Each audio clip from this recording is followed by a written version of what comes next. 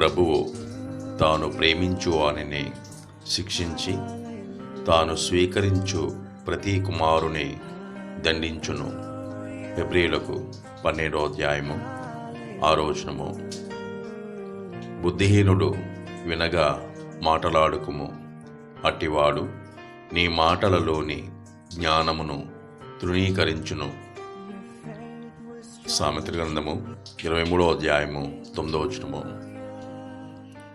నిశ్చయముగా ముందుగతి రానే వచ్చును, నీ ఆశ భంగము కానేరదు.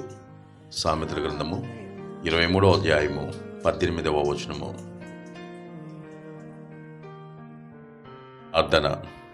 భూమిని ఆకాశమును సృజించిన సర్వశక్తి గల దేవా, మీకే వందనాలు.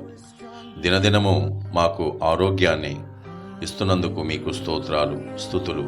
తండ్రి, ఎంతమంది ఈ వాక్యాన్ని వీక్షిస్తున్నారో వారందరికీ, వారి కుటుంబాలకు ఆశీర్వాదమునివ్వండి.